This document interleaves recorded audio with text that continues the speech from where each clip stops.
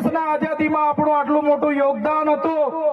દેશ આઝાદ થયો, દેશમાં લોકશાહી આવી, લોકશાહીમાં દેશમાં બંધારણ બન્યું અને બંધારણની કલમમાં 444, 244, 13 કમાં આપણા વિસ્તારને 5મી અનુસૂચિ તરીકે જાહેર કરવામાં આવ્યો। એ જ પ્રકારે દેશના આસામ હોય, સિક્કિમ હોય, મિઝોરમ હોય, નાગાલેન્ડ હોય, મેઘાલય હોય, તમામ રાજ્યને અનુસૂચિ 6 અંતર્ગત સમાવેશ કરવામાં આવ્યો। ત્યારે અનુસૂચિ 6 ત્યાં લાગુ કરવામાં આવી અને ગુજરાતમાં આજ દિન સુધી અનુસૂચિ 5 લાગુ કરવામાં નથી આવી। અને આ સત્તામાં બેઠેલા લોકો અનુસૂચિ 5 લાગુ હોવા છતાં પોતાનો સત્તાનો દુરુપયોગ કરીને આદિવાસીઓની જમીનો છીનવી રહ્યા છે, આદિવાસીઓના ખનીજો છીનવી રહ્યા છે, કુદરતી સંપાદનો છીનવી રહ્યા છે। રોડના નામે, ડેમના નામે, આ વિસ્તારમાં કોરિડોરના નામે, જીએમડીસીના નામે, હાઇડ્રો પાવરના નામે, જીઆઈડીસીઓના નામે, સરકારી આવાસોના નામે, સ્ટેચ્યુના નામે આજે આદિવાસીઓને એમની જમીનો છીનવાઈ રહી છે।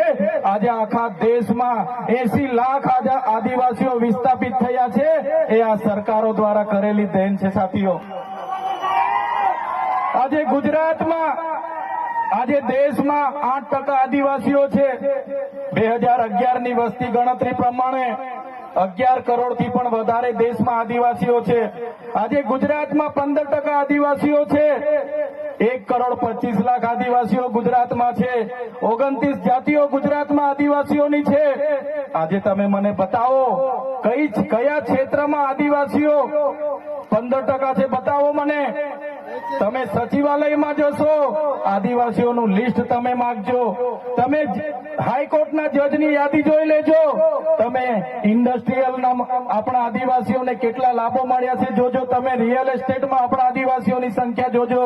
ત્યારે આઝાદીના 78 વર્ષમાં સરકારોએ માત્ર ને માત્ર આદિવાસી બજેટમાંથી અમૃત મહોત્સવો કાઢે છે, વિકાસ મહોત્સવો કાઢે છે, ગૌરવ યાત્રાઓ કાઢે છે અને પોતાના તાઇફાઓ કરે છે। ત્યારે હવે આપણે બધાએ જાગી જવાનું છે અને આ સરકારને 2027માં ઉખાડીને આપણે ફેંકી દેવાની છે। સાથીઓ, અમે 4 વર્ષ પહેલા જનનાયક બિરસા મુંડાજીની પ્રતિમા ડેડિયાપાડામાં સ્થાપના કરતા હતા અને એમના વિચારોને ઉજાગર કરવા માટે, એમના વિચારોમાંથી આવનારી પેઢી પ્રેરણા લે માટે અમે ત્યાં પ્રતિમા સ્થાપિત કરતા હતા।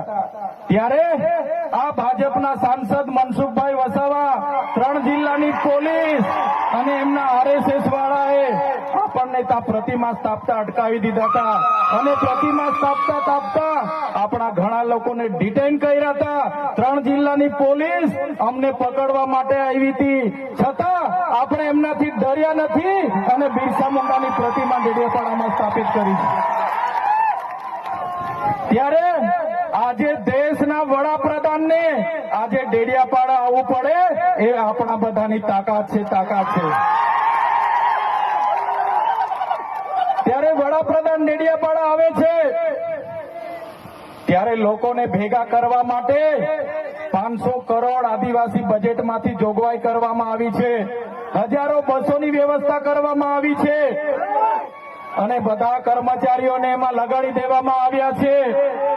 આજે ડેડિયાપાડાના ગામડાઓમાં ટીડીઓ ના મળે, તલાટીઓ ના મળે એવા ગામડાઓની ગલીઓમાં આ ગુજરાતના નાયબ મુખ્યમંત્રી, એમના મંત્રીઓ, એમના સાંસદો, એમના ધારાસભ્ય ડેડિયાપાડાના ગલીઓમાં 4 દિવસથી ફરે છે। જે લોકો એસી ચેમ્બરોમાંથી બહાર નહોતા આવતા, જે લોકો ગાંધીનગરમાં પડે ફતારીએ રહેતા હતા, એ લોકોને ગામડે ફરતા કરી દીધા। એ આપણી બધાની તાકાત છે ભાઈઓ। ત્યારે નરેન્દ્રભાઈ મોદી આપણા કુળદેવી માતાના દર્શને જવાના છે દેવમોગરા। દેવમોગરા એ મહારાષ્ટ્ર, મધ્યપ્રદેશ, ગુજરાત અને રાજસ્થાનના લાખો લોકોનું આસ્થાનું કેન્દ્ર છે અને દેવમોગરા જઈને રાજનીતિ જયારે કરવા માંગે છે ત્યારે નરેન્દ્રભાઈ મોદીને હું આ મંચ પરથી કહેવા માંગુ છું, તમને જો આદિવાસીઓ માટે હિત હોય તમે દેવમોગરા જજો, તમે હિજારી લઈને આવજો, તમે મવડાનો ચોખ્ખો દારૂ 1 બોટલ લઈને આવજો। તમે એક મરઘો લઈને આવજો, એક બકરો લઈને આવજો, દર્શન કરીને એની પ્રસાદી કરીને તમે ત્યાં જ જમીને પછી જજો. ત્યારે અમે માનીશું કે તમે આદિવાસીઓના હિતેચ્છુ છો. તમે આદિવાસીઓ માટે આજ દિવસ સુધી તમે 24 વર્ષથી રાજનીતિમાં છો. આગળ મુખ્યમંત્રી હતા, હમણાં વડાપ્રધાન છો. આદિવાસીઓ આજે શિક્ષક માટે આંદોલન કરે છે, શાળા માટે આંદોલન કરે છે, નર્મદાના પાણી માટે આંદોલન કરે છે, પોતાની જમીનો બચાવવા આંદોલન કરે છે, જીએમડીસીઓ હટાવવા આંદોલન કરે છે, જીઆઈડીસીઓમાં રોજગાર માટે આંદોલન કરે છે. ત્યારે નરેન્દ્રભાઈ મોદીજીને કહેવા માંગુ છું, હવે અમે લડેંગે, જીતેંગે, જિંદાબાદ, મુર્દાબાદ, આવેદન નિવેદન કરવા માંગતા નથી. હવે અમે લડવા માંગતા નથી. હવે ધરણા પ્રદર્શન બંધ, હવે આંદોલન બંધ. જો અમારી 5મી અનુસૂચિ, જો અમારા પૈસાએ, જો અમારી અનામત, જો અમારી 73 એની જમીનોને આવનાર દિવસોમાં જીએમડીસી ના નામે માગશો, માલસામોટ પ્રોજેક્ટના નામે માગશો, હાઇડ્રો પ્રોજેક્ટના નામે માગશો, અણુ મથકના નામે માગશો, તો અમે આંદોલન નથી કરવાના, અમે નેપાળવાડી કરવા માટે ગાંધીનગર આવવાના છે. અમે નેપાળવાડી કરવા માટે ગાંધીનગર આવીશું. તે દિવસે તમારો ને અમારો સામનો થશે, તે દિવસે ખબર પડશે ઓરિજિનલ આદિવાસીઓ કોણ છે તે.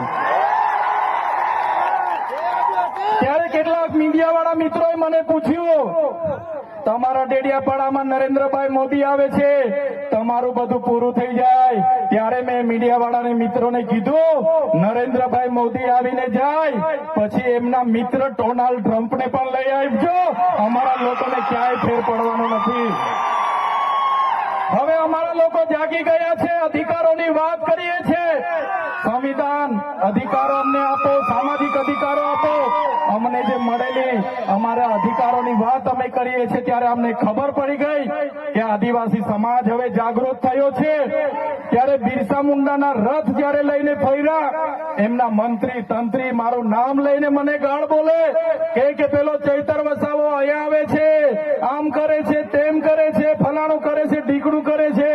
એ મંત્રીઓને પણ કહેવા માંગુ છું, એ પ્રદેશ પ્રમુખને પણ કહેવા માંગુ છું, ચૈતર વસાવાને ગાળ બોલવાથી અમારા આદિવાસીઓનું ઉત્થાન નથી થવાનું. તમે આદિવાસીને ઉત્થાનની વાત કરો. મને ગાળ બોલવાથી અમારા લોકોનો જો વિકાસ થઈ જવાનો હોય તો હું દરરોજ તમારી ઓફિસે તમારી ગાળ ખાવા માટે પણ તૈયાર છું. સાથીઓ, અમે અનંતભાઈ સાથે વિધાનસભામાં લડીએ, રોડ પર લડીએ, સદન પર લડીએ અને આદિવાસીઓની ન્યાયની વાત કરીએ, અધિકારની વાત કરીએ. આ લોકોને ગમતું નથી. અનંતભાઈ પર અનેક કેસ થાય, મારા પર અનેક કેસ થાય, અમને જેલોમાં નાખવામાં આવે, પણ અમે આ સરકારની જેલોથી અમે ડરવાવાળા લોકો નથી, અમે લડવાવાળા લોકો છે. સાથીઓ, આ મંચ પરથી કહેવા માંગીએ છીએ, આ ચૈતર વસાવાના, અનંત વસાવાને જયારે સમાજની જરૂર પડશે, અમે આ ધડ ધરવા માટે પણ તમારી સાથે તૈયાર છે.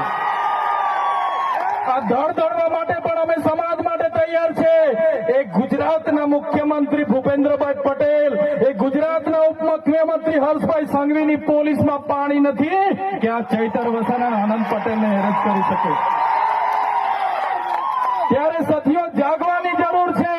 આગળ ડોક્ટર સાહેબે કીધું, આપણી જે મૂળ સંસ્કૃતિ છે આપણે ભૂલી ચાલ્યા. આપણો નંદરિયો દેવ, આપણો ગામનો હિમારિયો દેવ, આપણો વાઘ દેવ, ગોવાળ દેવ, આપણો કાળિયો ભૂત, આપણે ધરતી માતાને પૂજનારા, આપણે નદી નાળાને પૂજનારા, આપણે ચંદ્ર અને સૂર્યને પૂજનારા, આપણે પ્રકૃતિના પૂજક તરીકે છે. ત્યારે જન્મ મરણની વિધિ, લગ્નની વિધિ આપણે ભૂલી ચાલ્યા છે.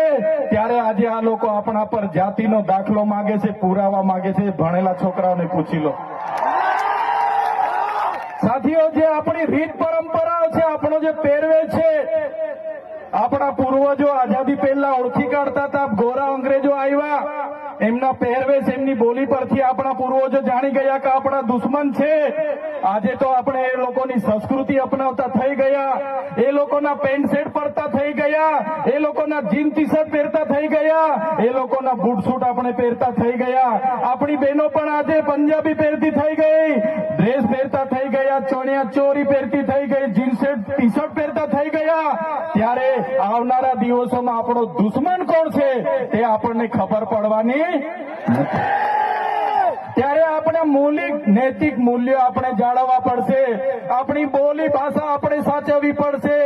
આપણો પહેરવેશ, આપણી સંસ્કૃતિ, આપણા વારસામાં મળેલી આપણી પરંપરાઓ, રીત રિવાજો આપણે સાચવવા પડશે. સાથીઓ, આપણા વિસ્તારમાં વૈશ્વિકરણના નામે જમીનો છીનવાય છે. ઔદ્યોગિકરણના નામે જીઆઈડીસી આવી, એમાં જમીનો છીનવાઈ ગઈ. અને તમે જોઈ લો, આજે ધર્માંતરણના નામે આદિવાસીઓને ભોળવામાં આવે છે. આજે શિક્ષણના નામે ધર્મના પ્રચારો થાય છે. ત્યારે મારા આદિવાસી સાથીઓને કહેવા માંગુ છું, જે દિવસે આપણે આજે આદિવાસી તરીકે મટી જઈશું તે દિવસે આપણું અનામત પણ આપણને મળવાનું નથી. તે દિવસે આપણે જમીનો પણ બચાવી નથી શકવાના. સંવિધાને આપેલી જળ, જંગલ, જમીન પરના અધિકારો પણ નથી બચાવી શકવાના.